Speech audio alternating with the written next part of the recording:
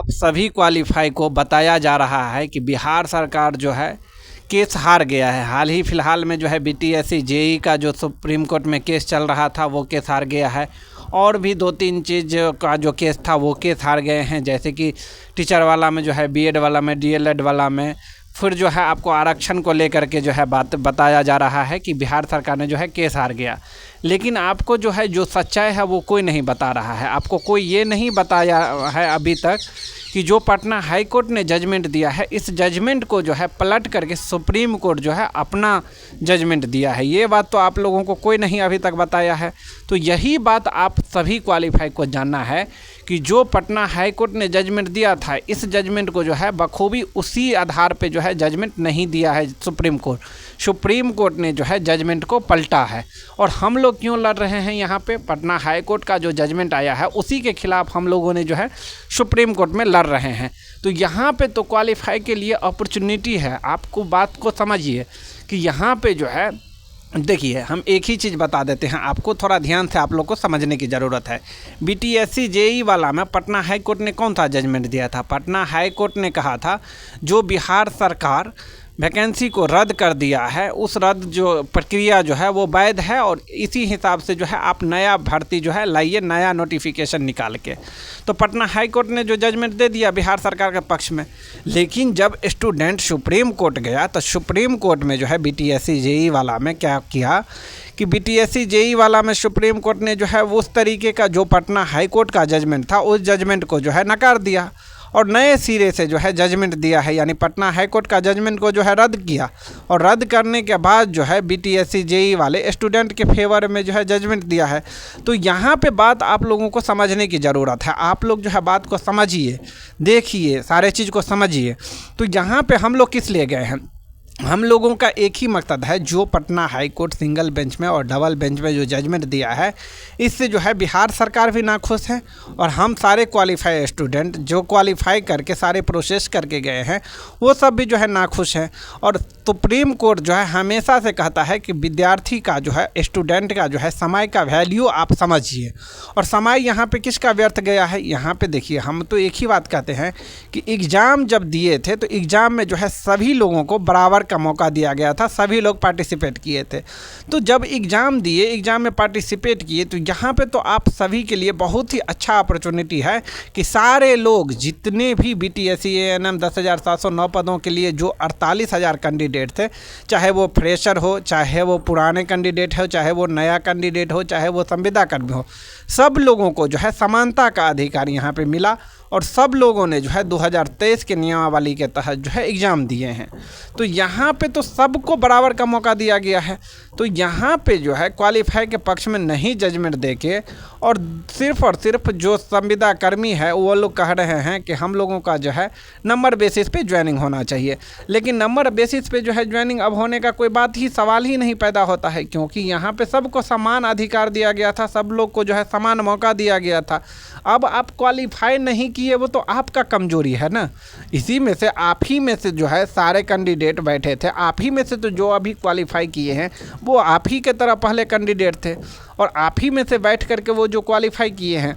तो यहाँ पे जो है क्वालिफाई का पक्ष में जजमेंट आना लाजमी है, और पक्ष में आएगा जजमेंट। इन बातों को जो है आप लोग समझिए।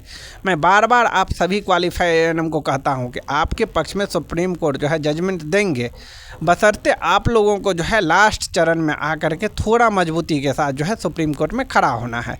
जैसे कि आप सबको पता होगा कि 18 तारीख को जो फिर से हम लोगों का केस रजिस्टर्ड हुआ है, उस केस का जो सुनवाई है वो रजिस्ट्रार के पास सुनवाई है, और रजिस्ट्रार के पास जो केस की सुनवाई होता है तो जजमेंट नहीं दिया जाता है। जैसे कि आप लोगों को बहुत सारे यूट्यूबर बताए होंगे कि फाइनली जो है 18 तारीख को हो सकता है कि जजमेंट ही आ जाए। तो 18 तारीख को जो है अब जजमेंट नहीं आएगा, क्योंकि 18 तारीख को जो है हम लोगों का केस जज साहब के पास जो है सुनवाई नहीं होगा। 18 तारीख को जो है हम लोगों का केस का सुनवाई जो है वो रजिस्ट्रार के पास होगा।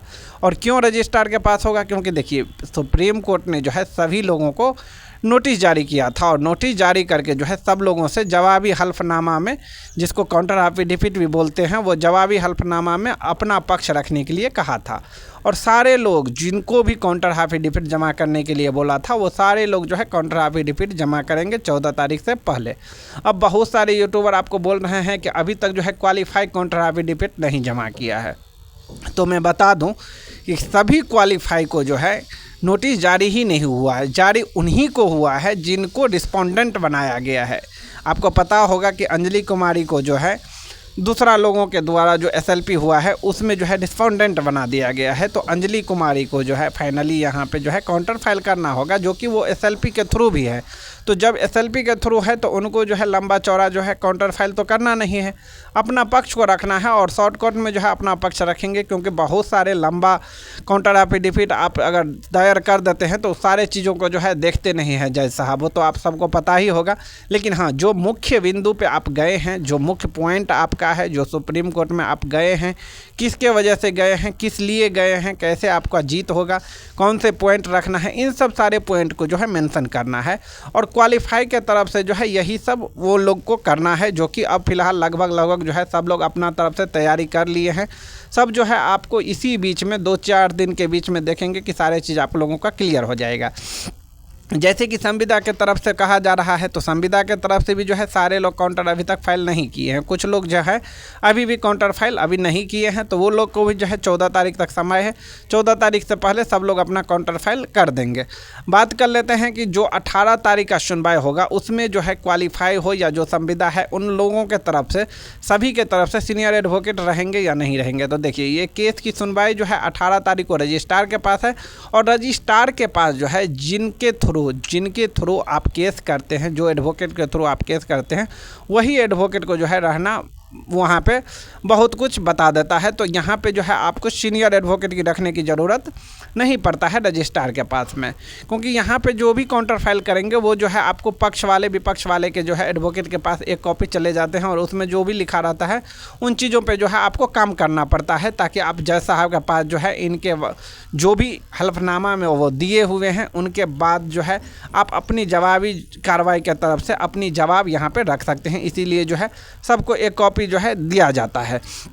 तो यहाँ पे फाइनली आपको बता दूं कि 18 तारीख को जो है क्वालिफाई के तरफ से भी गिरी सर को नहीं भी रखते हैं तो चलेगा। मनीष कुमार सरन जो है और बिहार सरकार के तरफ से जो है मनीष कुमार है, उन्हीं के थ्रू जो है ये 18 तारीख का सुनवाई आप लोगों का हो जाएगा।